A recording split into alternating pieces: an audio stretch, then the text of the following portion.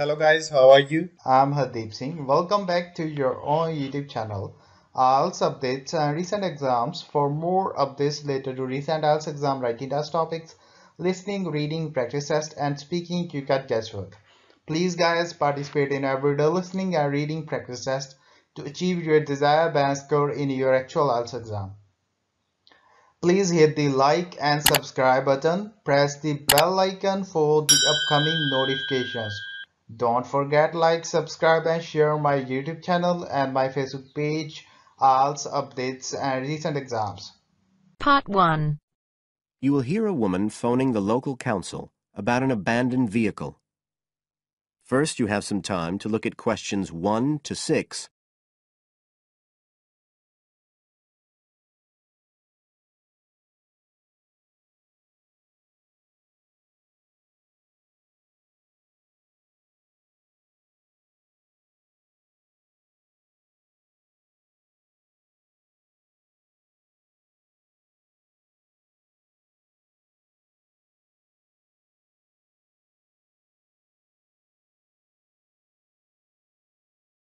Listen carefully and answer questions 1 to 6.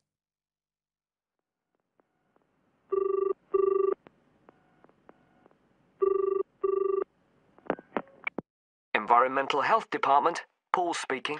Oh, hello. I wanted to report a vehicle that's been left parked near where I live. I think it's been abandoned. I wondered if the council could arrange to get it towed away. Have I got through to the right department? Yes, you have. If I could just take a few details. Your name, please.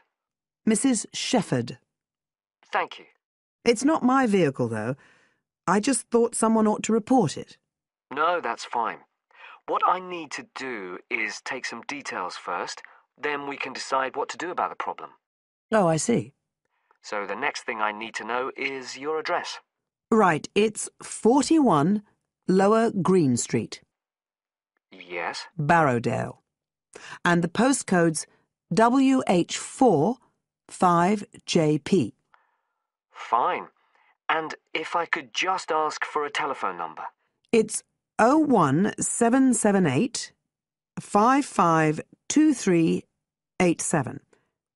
I'm out quite a lot, but you can just leave a message on the answer phone if you need to. Or I could give you my mobile number. That's all right, don't worry. Now, could you tell me a little more about this vehicle? You say it's been abandoned. Well, it certainly looks like it. Can you give me an idea of where it is? Yes, it's near the main road that goes through Barrowdale. Is that the A69? Yes, that's right. Now, there's the primary school just towards the end of the village, and then next to that, next to the children's playground, there's a field, and it's in there. Oh. I wonder how it got in there. Well, there's a gate to allow farm machinery in and out. I thought something ought to be done about it. The children from the school might start playing in the vehicle and lock themselves in or something. Yes. You are quite right to report it. And what type of vehicle are we talking about here? It's a van, actually. You know, the sort with just a couple of little windows at the back. Right. You don't happen to know the make and model, do you? Oh, yes. I went and had a look and got all the details. I thought you might need them. I'm surprised the school hasn't contacted you about it. Anyway, I wrote the details down. Right. It's a Catala, and the model's a Flyer 2000. Is that Flyer? That's right. Very good. And the colour? Well, it's not all that easy to see because it's absolutely filthy. And actually, it looks as if it's had a paint job at some stage. It's blue, but you can just see white underneath where it's been scratched. Right. Well, I'll just make a note of the present colour, and if you could just tell me the vehicle number. Did you make a note of that? Oh, yes. It's S322GEC. Okay. Before you hear the rest of the conversation, you have some time to look at questions 7 to 10.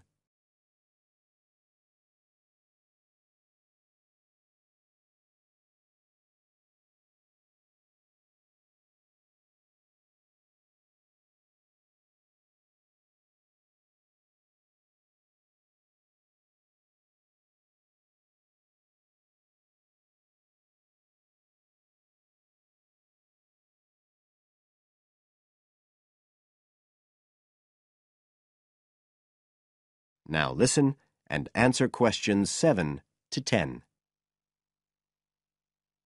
And it sounds as if the general condition of the vehicle isn't too good, from what you say. No, it's pretty poor. It wouldn't be drivable. It's got a flat tire and there's a crack in the windscreen. I reckon someone just wanted to get rid of it. That's usually the way. It's been there for nearly a week. No, it must be 8 days. I remember it was a Sunday morning when I noticed it. It wasn't there the day before. I walk past it most days on the way to the shops. I'd have thought the school would have reported it. Does the field actually belong to the school? No, it's part of Hill Farm Estate. Right. I'll just make a note of that. And I don't suppose you have any information about who might own the vehicle? No, I've no idea. So what will you do now? Well, we'll come and have a look and see if we can trace the owner. And if we can't, the vehicle will be removed as rapidly as the law permits. It could be anything up to 20 days. One thing I should say, I'm quite sure this doesn't belong to anyone round here. I'd definitely recognise it if it was from someone who lived here. So you don't think it was anyone local? Right. I'd say at a guess we're looking at a stolen vehicle here. I did wonder if it might have been. You hear such a lot about car thieves nowadays. Well, we certainly will be looking into that possibility. Anyway, thank you for contacting us, Mrs. Shefford, and we'll keep you informed of what happens. Right. Thank you very much. Goodbye. Goodbye. That is the end of part 1.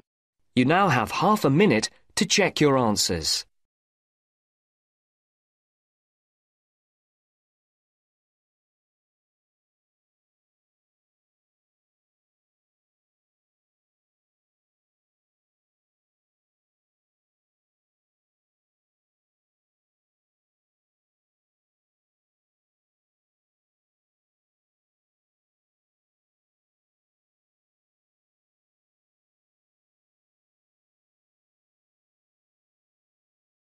Now turns to part 2.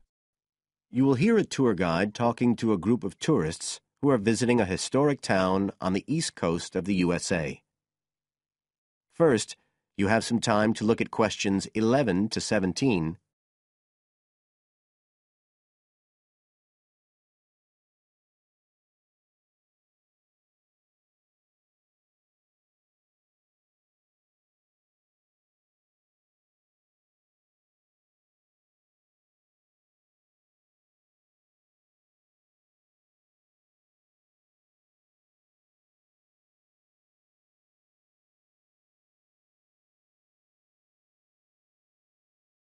Now listen carefully and answer questions 11 to 17. Right. So here we are in Fairhaven, and we have a couple of hours to spend in this historic center before we carry on to our motel. And as you'll know from the itinerary of our trip, we're visiting Fairhaven because of its historical links with a man called Manjiro Nakahama. So I'll begin by giving you a brief overview of his life, and then you can explore the town at your leisure. Well, Manjiro Nakahama, as he was then known, was born in 1827 in a village by the sea in what is now Toshishima-zu in Japan. And like many people in that town, he became a fisherman when he was just a youngster.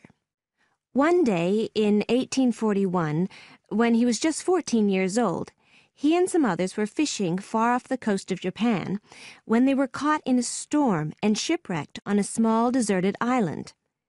They had to wait for 6 months before they were rescued by an American whale ship that had stopped at the island by chance. 4 of the 5 Japanese were put ashore in Hawaii, but Manjiro had become friends with the captain, William Whitfield, who came from the town of Fairhaven, where we are now, and he chose to remain aboard and to return with the boat to the USA. So Manjiro unwittingly became the first Japanese ever to set foot on American soil. He came back right here to Fairhaven with Whitfield and stayed with the Whitfield family, who paid for his education here in the town. He studied mathematics and geography, as well as shipbuilding and navigation. But he missed his mother and his own country, and eventually he went back to Japan, where he had a responsible position as a university teacher and also served an invaluable role as interpreter during the initiation of relations between Japan and the United States in the middle of the 19th century. But the most interesting thing is that the links between Toshishimizu and Fairhaven have remained and grown stronger over the years, in spite of the distance between them. And in fact, the two places now have the official status of sister cities. Both places are ports, so in fact the inhabitants have a lot in common. There have been a number of visits by the inhabitants of Toshishimizu, in particular at the time of the festival, which is held every 2 years here in Fairhaven to celebrate the life and achievements of John Manjiro. It takes place in the fall, and there's an ever-growing program including drumming, singing, martial arts, and stalls selling Japanese and American food. So if you're going to be in the region around then, it's really worth a visit. Before you hear the rest of the talk, you have some time to look at questions 18 to 20.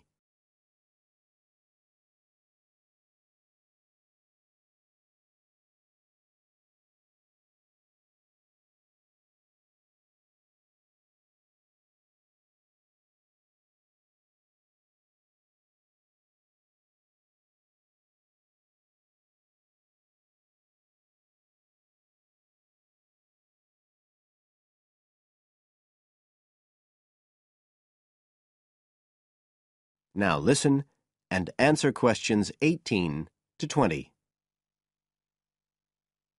Now, many of the buildings that Manjiro Nakahama knew in Fairhaven are still standing today.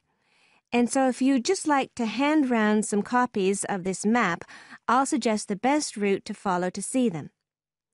Okay, so if you look at the bottom of the map, you can see the Millicent Library, and that's where we are now.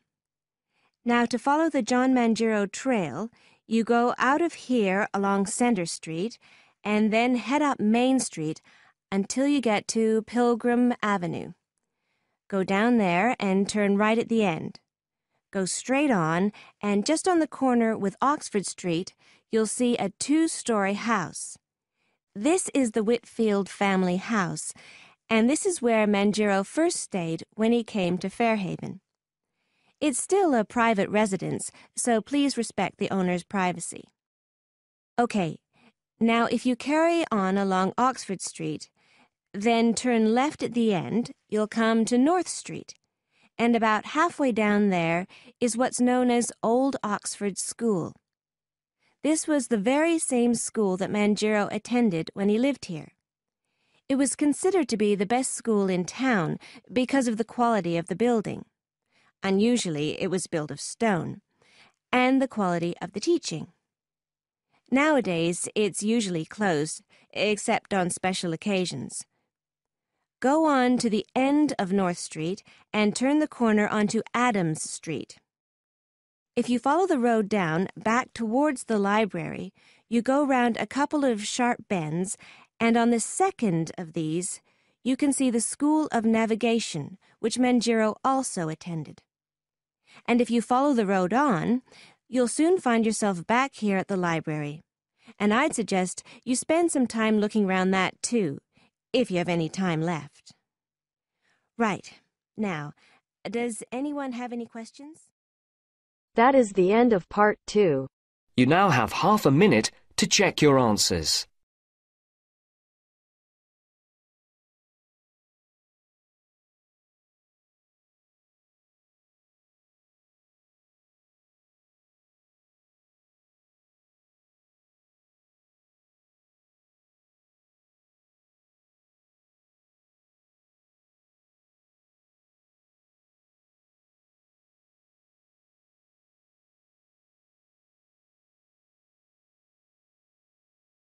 Now turns to part 3. You will hear part of an interview between Dr. Hilsden, a member of staff on a fashion design course, and a student, Julia, who is applying to do the course. First, you have some time to look at questions 21 to 23.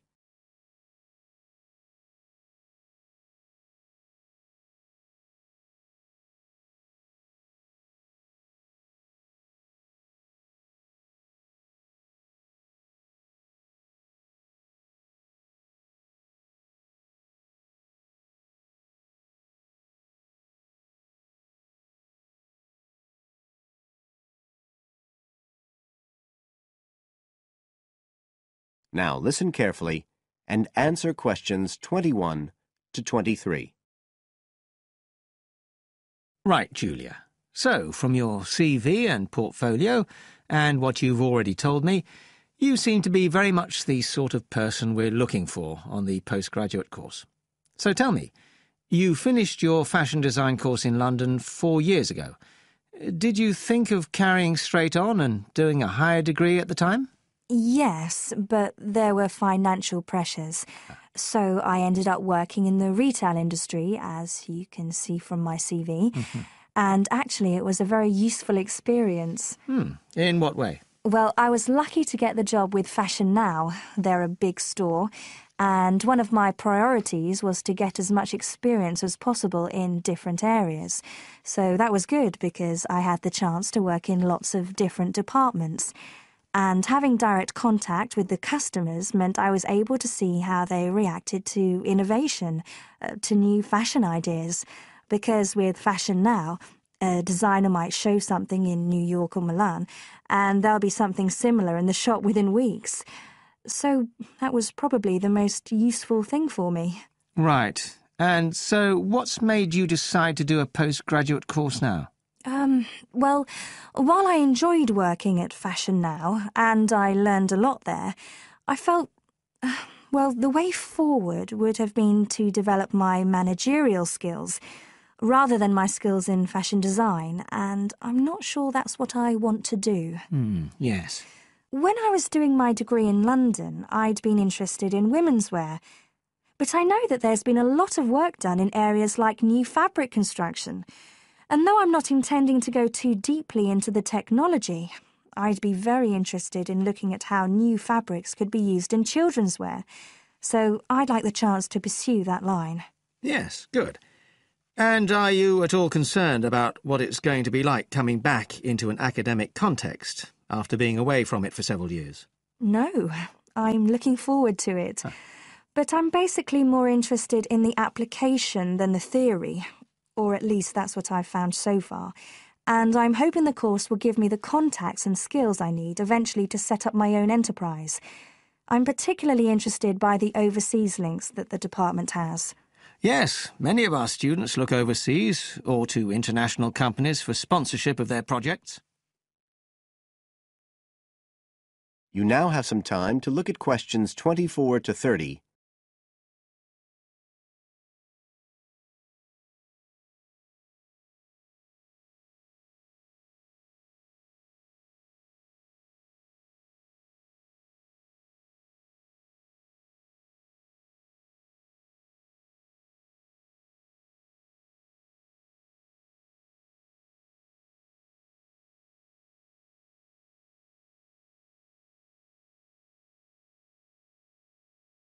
Now listen and answer questions 24 to 30. And the facilities here look excellent. I just went to look at the library. It's really impressive.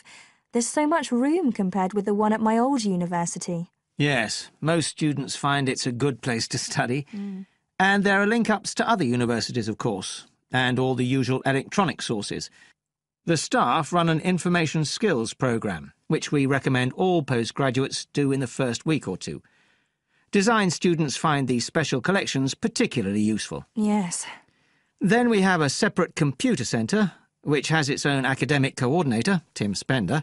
He's got a background in art design, and the ethos of the centre is that it's a studio for innovation and creativity, rather than a computer laboratory. Oh, right. I liked the study spaces where students can sit and discuss work together. Very useful for joint projects. We always had to do that sort of thing in the cafeteria when I was an undergraduate. And I read in the brochure that there's a separate resource for photography. Yes, it's called Photomedia. It's not just for photography, but things like digital imaging and new media. It's a resource for all our students, not just fashion design. And we encourage students to work there, producing work that crosses disciplinary boundaries. It's well used. In fact, it's doubled in size since it was set up 3 years ago. And we also have an offshoot from that, which is called time-based media. This is for students who want to develop their ideas in the area of the moving image or sound. That's in a new building that was specially built for it just last year. But there are plans to expand it, as the present facilities are overstretched already. Right. Now, is there anything you'd like to ask about the course itself? I know it's a combination of taught modules and a specialist project, but how does assessment fit in? Well, as you'd expect on a course of this nature, it's an ongoing process. The degree course has 4 stages, and there are what we call progress reviews at the end of each of the first 3. Then the final assessment is based on your project. You have to produce a report, which is a critical reflection on your work. And is there some sort of fashion show? There's an exhibition. The projects aren't all focused on clothes as such. Some are more experimental, so that seems more appropriate. We ask representatives of fashion companies along, and it's usually well attended. Right. And another thing I wanted to ask. That is the end of part 3. You now have half a minute to check your answers.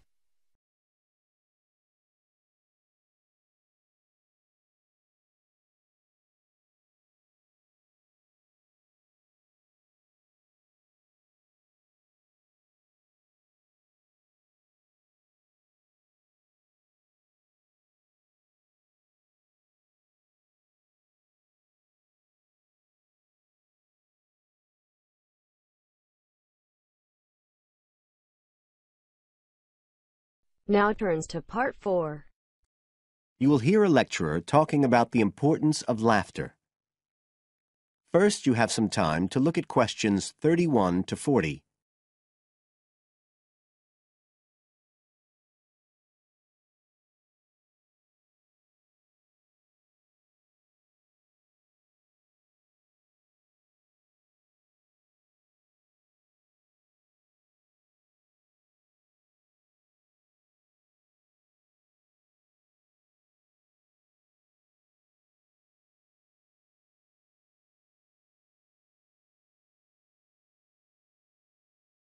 Now, listen carefully and answer questions 31 to 40. Good afternoon, everybody. And in our second talk on social psychology, I want to look at the role of laughter in our lives, something that usually gets everyone smiling from the start. So, first of all, I'll start by looking at the actual nature of laughter. Well, when someone laughs, you've got movement of the muscles of the face and the chest, and you've got sound formed when the air's forced out of the body as part of this process. So we're talking about a physical activity. But obviously, other things are involved as well, and this is where it gets more complicated. Laughing isn't something that you normally decide to do, so it's not voluntary behaviour like ordinary speech. Instead, it's regulated by our instincts, rather like the singing of a bird or the roaring of a lion. And once you start to laugh, it can be quite hard to stop. That's not always under your conscious control either. But why do we laugh? Because we find something funny, most of us would say. But in fact, it appears that laughter has little to do with jokes or funny stories. Only about 10% of laughter is caused by things like that. One suggestion is that human laughter may have originally started out as a shared response to signal relief at the passing of danger. And it's true that even these days, laughter's rarely an activity carried out by an individual on his or her own. In fact, people are 30 times more likely to laugh when they're with other people than when they're completely alone. Laughter still seems to be a kind of social signal. It occurs when people are in a group and they're comfortable with one another. And it seems likely that laughter can result in the creation of bonds between the people in the group. And it's precisely because of this social aspect of laughter that people like public speakers and politicians often try to get their audience to laugh. It encourages their listeners to trust them and to connect with them. But this kind of thing, controlling the laughter of a group that is, indicates that there's a link between laughter and power. And this is supported by several studies that indicate that bosses use humour more than their employees. And research has also shown that female listeners are likely to laugh much more if the speaker is male. So it appears that there are gender issues associated with how much we laugh. I should also point out that laughter can be used as a negative signal as well as a positive one. I think we've all probably seen evidence of a group using laughter to exclude someone, to emphasise that they are not accepted. So it's not always a positive type of behaviour either. So what all this goes to show is that laughter is a very, very complex issue.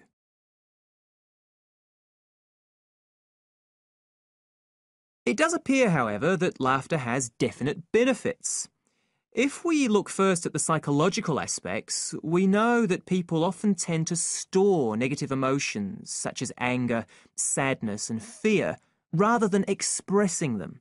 And it seems that laughter provides a harmless way for the release of these emotions.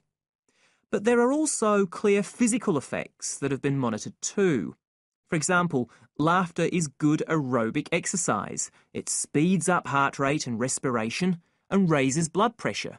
One researcher suggests that 100 laughs a day is the equivalent of 10 minutes jogging. Laughter also helps prevent the stress that so many people suffer from today, which results from the faster pace of life and all that goes with it. It does this by reducing the levels of hormones in the blood which are caused by stress. And in addition, it is known to increase the levels of chemicals that protect the body from infection or pain, and so it helps to boost the immune system. One interesting study showed that people who had had surgical operations asked for fewer painkillers if they'd been viewing comic films. In fact, research has even shown that the quality of dreams can be positively affected by laughter. A good laugh 10 minutes before going to sleep can prevent you from having bad dreams and give a much more pleasant and restorative night's sleep. So there's now little argument that finding things funny and enjoying a good laugh is extremely beneficial to us all. What we need to consider now are the ways in which laughter can be used as a treatment for people who... That is the end of part 4. You now have half a minute to check your answers. So guys, don't forget like, subscribe and share my YouTube channel and my Facebook page, IELTS updates and recent exams. For more updates related to recent IELTS exam writing test topics, listening, reading, practice test and speaking, you got guesswork. Please guys, participate in everyday new IELTS listening and reading practice tests to achieve your desired band score in your actual IELTS exam. For more IELTS material, visit my official website www.ieltsupdatesandrecentexams.com. The link is given below in the description. If you need PDF files of latest IELTS material, then please join my Telegram channel. So guys, please write your score below the comment section. Again, thanks for listening. God bless you all guys. Stay tuned, stay safe.